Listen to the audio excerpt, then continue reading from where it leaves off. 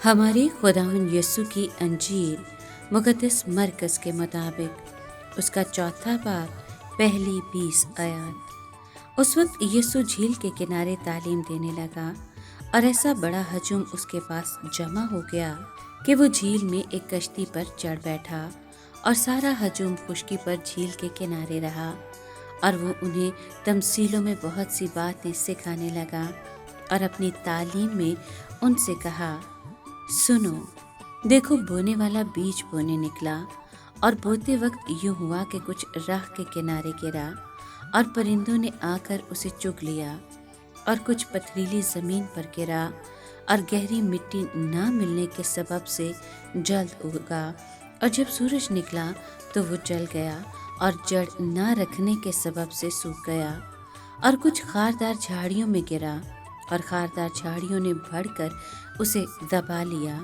اور وہ پھل نہ لایا، اور کچھ اچھی زمین میں گرا اور پھل دیا، یعنی وہ اگا اور بڑھا اور 30 گنا پھل لایا، اور کوئی 60 گنا اور کوئی 100 گنا بھی۔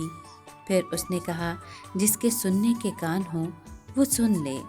اور جب وہ اکیلا رہ گیا تو انہوں نے جو ان 12 سمیت اس کے ساتھ تھے تمثیلوں کی بابت اس سے پوچھا، تو اس نے ان سے کہا کہ خدا کی بادشاہی کا بھید تمہیں دیا گیا ہے، لیکن جو باہر ہیں ان کے لیے سب باتیں تمثیلوں میں ہوتی ہیں، تاکہ دیکھتے ہوئے دیکھیں پر نہ پہچانیں، اور سنتے ہوئے سنیں پر نہ سمجھیں، ایسا نہ ہو کہ رجوع لائیں اور مغفرت حاصل کریں۔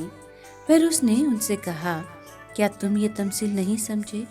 تو سب تمثیلوں کو کیوں کر سمجھو گے؟ بونے والا کلام بوتا ہے جو راہ کے کنارے ہیں، جہاں کلام بویا جاتا ہے۔ یہ وہ ہیں جب انہوں نے سنا تو شیطان فوراً آ کر اس کلام کو جو ان میں بویا گیا تھا اٹھا لے جاتا ہے۔ اور اسی طرح جو پتھریلی زمین میں بوئے گئے، یہ وہ ہیں جو کلام کو سن کر جلد خوشی سے قبول کر لیتے ہیں، لیکن اپنے میں جڑ نہیں رکھتے، بلکہ چند روزہ ہیں، اور جس وقت کلام کے سبب سے مصیبت یا ایذا برپا ہوتی ہے تو فوراً ٹھوکر کھاتے ہیں۔ اور دوسرے وہ جو خاردار جھاڑیوں میں بوئے جاتے ہیں، یہ وہ ہیں جو کلام سنتے تو ہیں، مگر دنیا کی فکریں اور دولت کا فریب اور چیزوں کا لالچ حائل ہو کر کلام کو دبا دیتا ہے، اور وہ بے پھل رہ جاتا ہے۔ اور جو اچھی زمین میں بوئے گئے، یہ وہ ہیں جو کلام کو سنتے ہیں اور قبول کر کے پھل لاتے ہیں، کوئی 30 گنا، کوئی 60 گنا اور کوئی 100 گنا۔ پاک کلام کے پڑھے اور سنے جانے پر خداوند کی برکت ہو، خدا کا شکر ہو۔ عزیز دوستو، آج کے کلام میں ہم ایک تمثیل کے بارے میں سنتے ہیں۔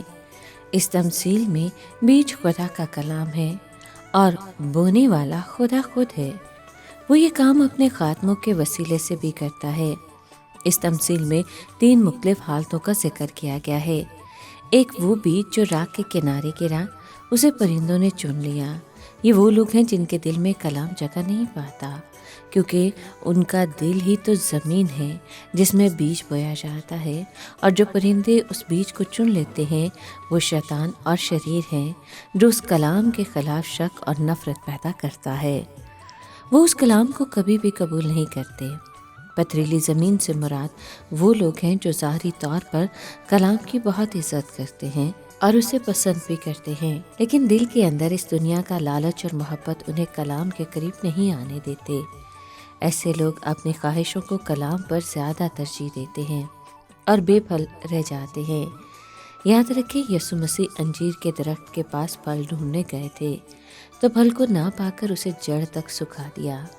آج یسوع مسیح پھلدار درخت ڈھونڈ رہے ہیں۔ آپ بھی یسوع مسیح کے لیے پھل لانے والے درخت بن جائیں۔ تیسری حالت کے وہ لوگ ہیں جنہوں نے خدا کے کلام کو سنا، قبول کیا اور اس کے مطابق اپنی زندگی گزارنی شروع کر دی۔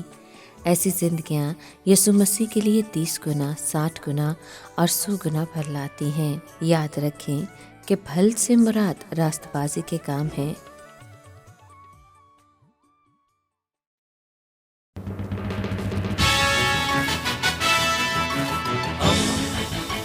دوستی کا پیمبر ریڈیو ویریتاس ایشیا